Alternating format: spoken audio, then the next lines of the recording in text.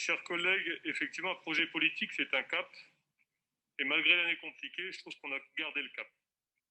On a sans doute procédé à des ajustements qui étaient nécessaires, mais sans jamais remettre en cause ce cap. Alors, fustiger, comme le fait l'opposition, un bilan administratif d'une année si particulière, m'émeut beaucoup.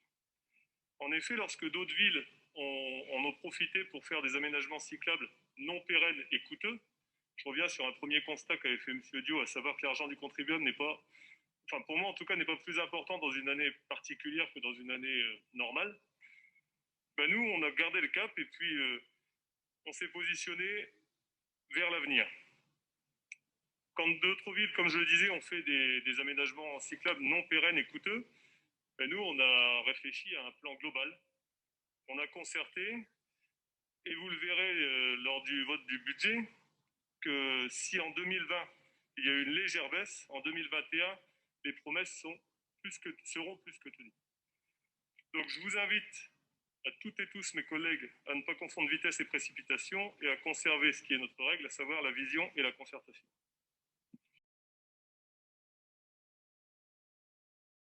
Monsieur Marc-Antoine Briquez. Merci, monsieur le maire. Écoutez, n'en déplaise à monsieur Branche, mes chers collègues, moi je ne fais pas de la politique pour le symbole, mais pour l'action concrète et pragmatique. Et je me félicite de ce budget 2021, je nous félicite de ce budget 2021 qui, pour moi, révèle deux réalités. La première, la conservation des orientations qui ont été, sont et seront les nôtres. Et la deuxième, qui est la mise en place de notre projet politique, qui est un projet concret, rationnel, pragmatique et surtout tourné vers l'ensemble des Compiègnoises et des Compiègnois. Avec d'une part une vision globale, mais aussi le souci du détail. Et pour revenir sur le budget précédent, j'informe M. Dio notamment qu'il existe, en tout cas en ce qui concerne la voirie et les aménagements cyclables, un report de 55 000 euros notamment qui correspond aux engagements non soldés en 2020 et qui auront donc bien lieu en 2021. Tout ça pour vous dire, mes chers collègues, qu'on a une vision globale, mais également qu'un sou reste un sou et que nous sommes très attachés à l'ensemble des détails de ce budget.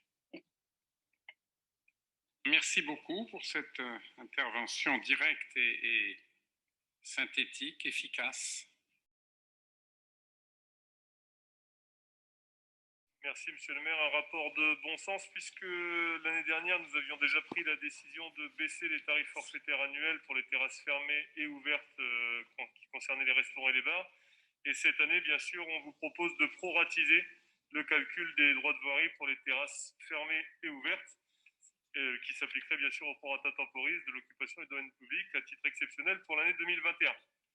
Ces dispositions restant bien sûr conditionnées aux mesures gouvernementales pour la réouverture des établissements, notamment de restauration. Donc, les commissions de la voirie et des finances vous proposent d'autoriser monsieur le maire à adopter la modification du mode de calcul des droits de voirie pour ces dites terrasses. Un rapport de monsieur Briquez, consultation pour la réalisation d'un diagnostic des voiries. Absolument, monsieur le maire, mes chers collègues, puisque nous souhaitons confier à une société spécialisée une étude qui a pour l'objectif la réalisation d'un diagnostic en plusieurs phases. D'abord, une consultation du réseau routier communal qui permet de relever les pathologies.